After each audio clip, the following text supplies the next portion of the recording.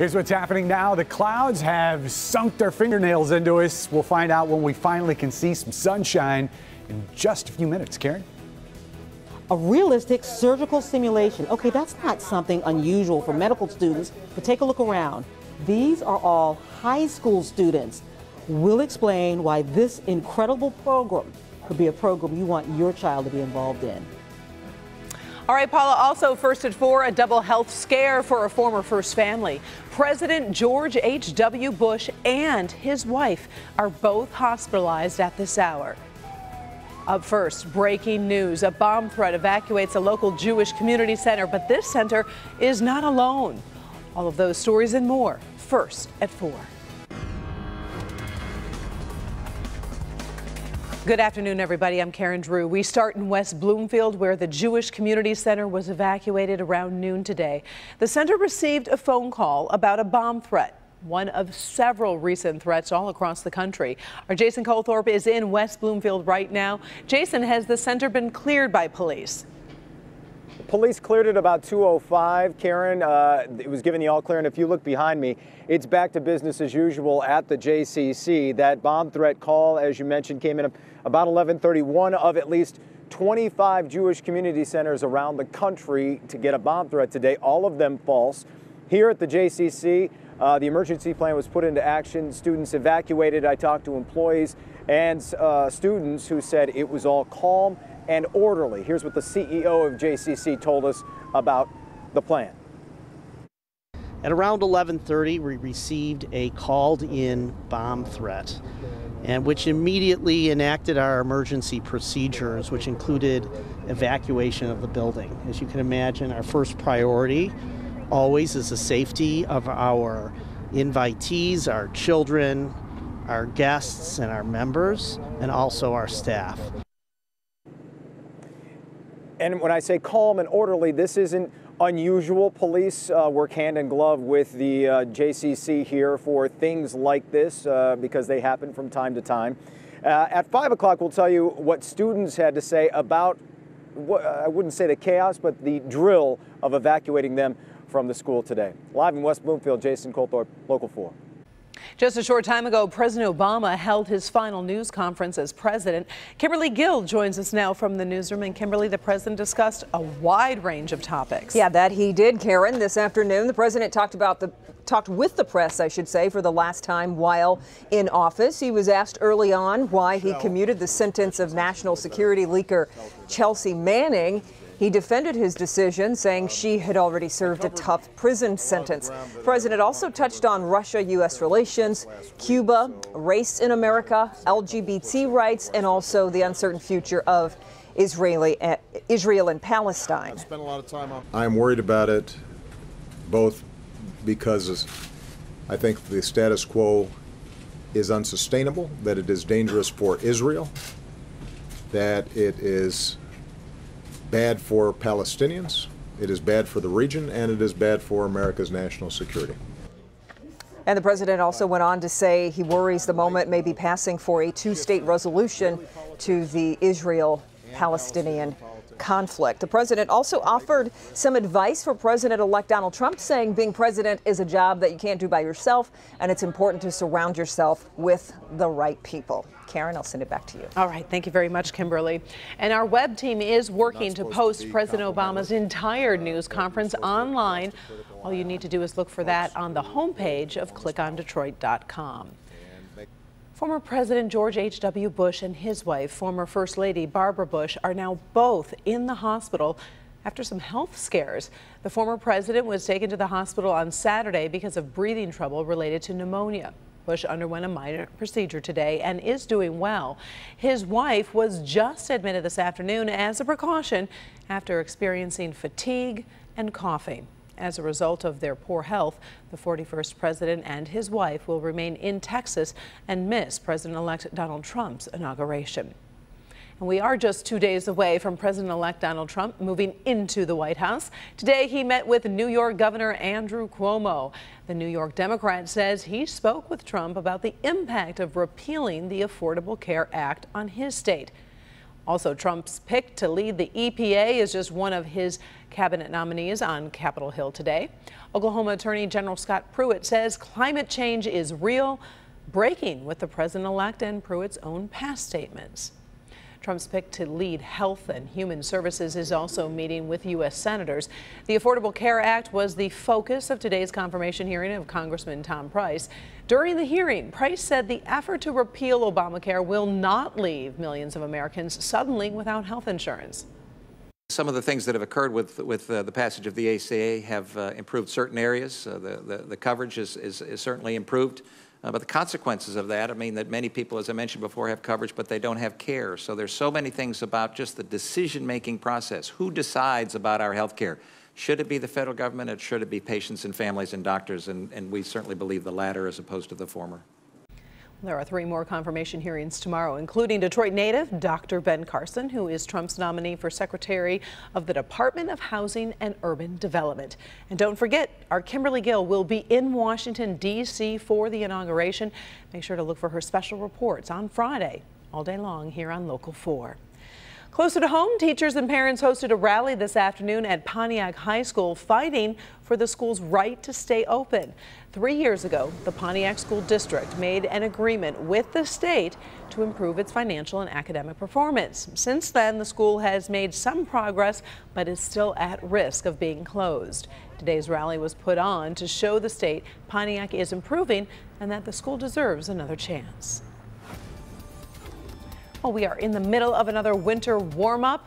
Let's check in with Ben Bailey. You know, I like the warmer temperatures, but I'd like to also see the sun if that was possible, Ben. That would definitely be a help. In fact, I know some people would actually trade in these mild temperatures for some sunshine. But right now, we've got those numbers on either side of 40 degrees. 37, one of our cool spots in our north zone, it'll appear, and down to 42 in our metro zone, one of our warmer spots, which is at the airport. You can see that it's chilly enough that we've got some wind chills, making it feel like it's close to the freezing mark out there. Clouds are going to break up tonight, but it's probably going to be after sunset when that happens. So it's not going to help out with the sunshine. It will start ushering in some fog. So we'll talk about how that's going to play into the morning commute and how many times are we going to hit 50 in the 7-day forecast. We'll answer that coming up in a few minutes, Karen. Thank you, Ben. Remember the show Doogie Howser about that teenager who becomes a doctor? Well, you might call these students real-life Doogie Howsers, 9th and 10th graders who get a chance to do rotations at an actual hospital. Paula Tubman introduces you to some students on the fast track to success.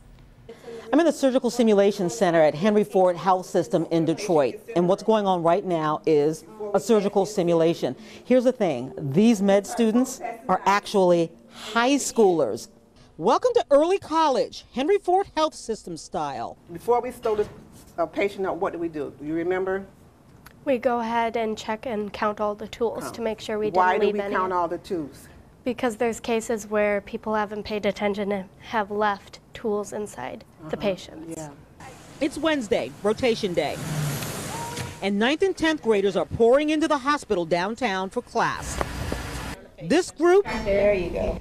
surgical simulation. Adriana, do you have all your instruments? Yes. Yes. Is everybody on the same page? Yes. You're ready to start.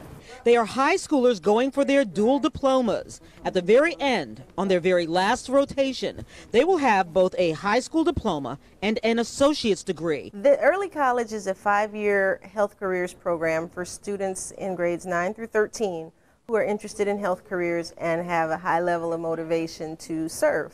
And hopefully they'll catch the bug and fill the numerous positions the hospital is constantly looking for to round out health care. Because here we could do everything from optometry to pharmacy. We come down here, we go to radiology, we go to the CAS clinic upstairs. There are a lot of things we do, and it's just so awesome that we can experience it. The whole process and everything, you just learn a lot from it. You learn how to deal with patients, and you know how to handle like such big situations. Retractor, please.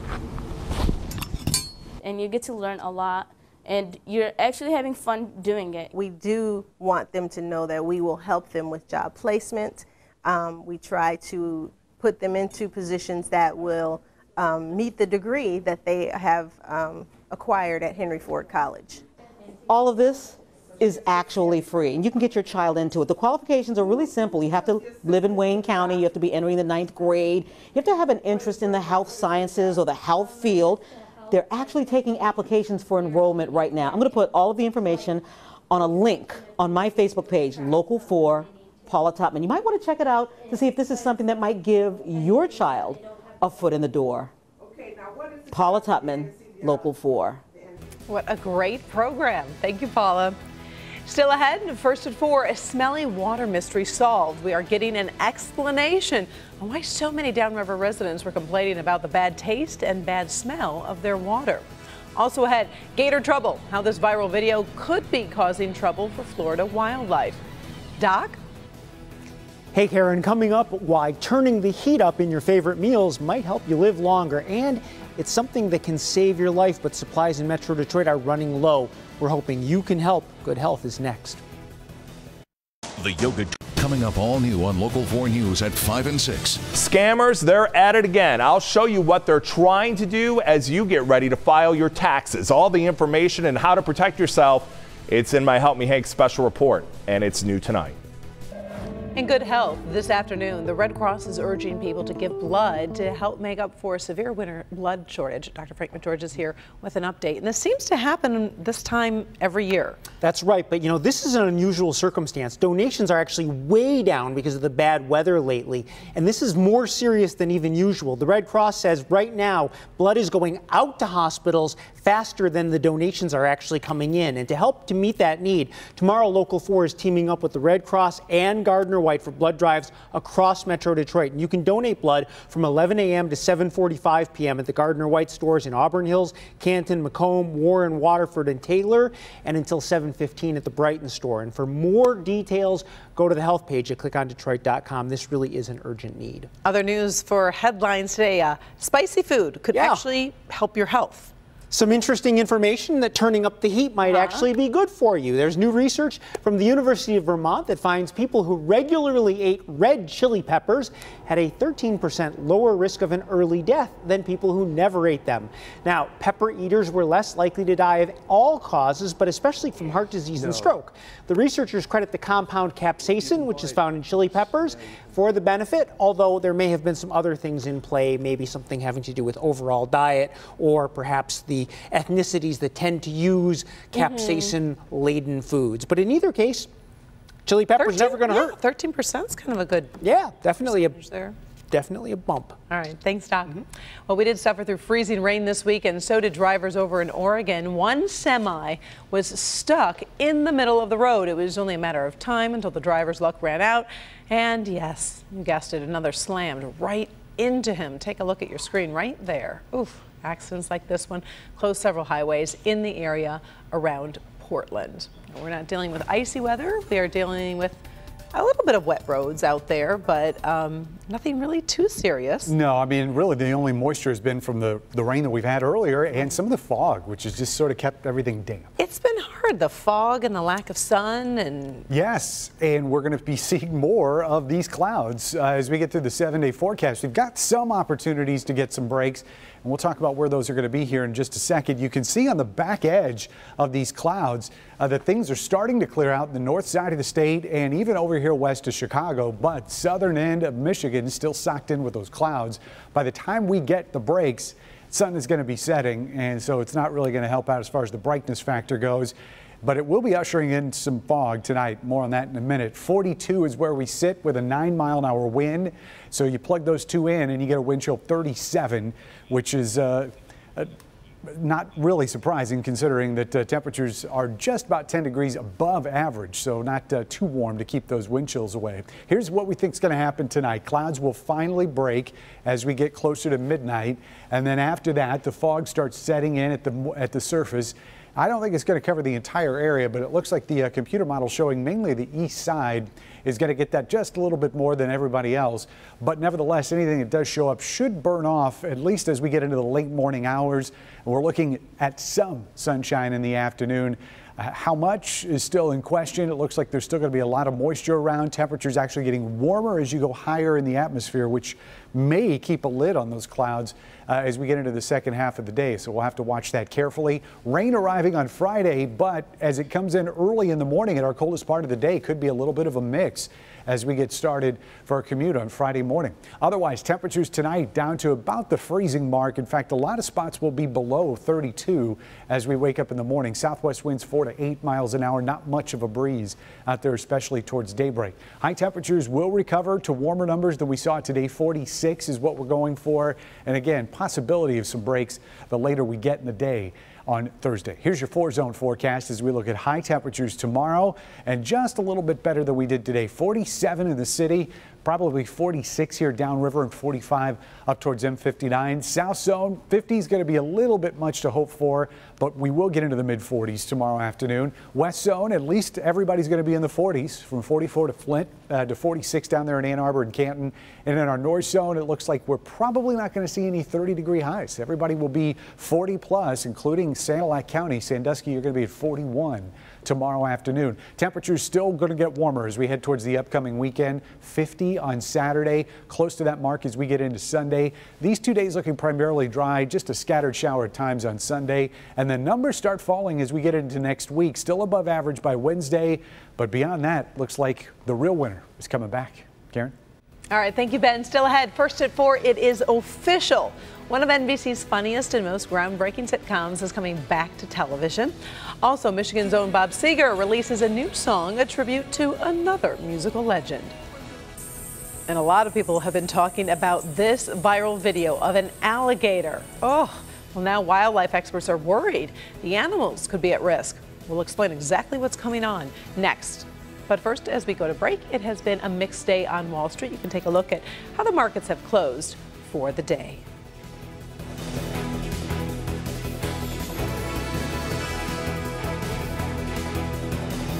My wife was.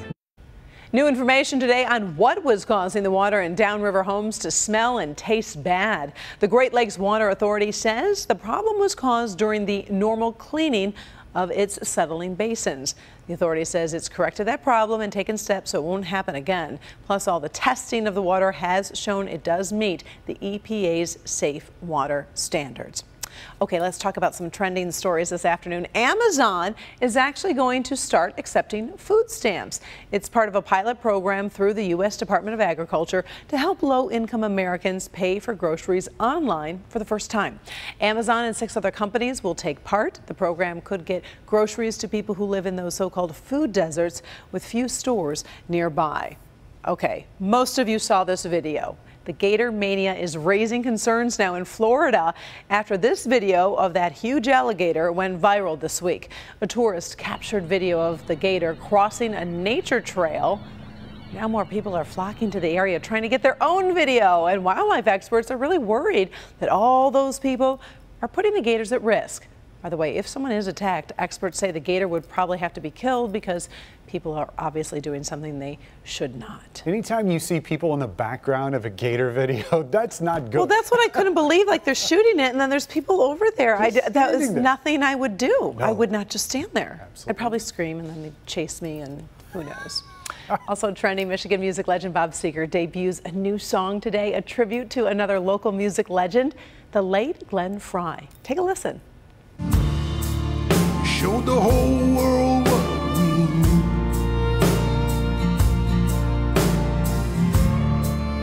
There was no one quite like you. Glenn's song was released on the 1-year anniversary of Frey's death. Seger and Frey were really close friends. If you'd like to listen to the entire song, all you have to do is head to the entertainment section of clickondetroit.com. Well, still ahead, during the presidential election, Will and Grace fans got a reminder of how funny that show was. Well, now details about the real Will and Grace reunion coming up next. It started with a bump on the head that led to a devastating diagnosis. Now little Steven is in the fight of his life, but he's far from alone.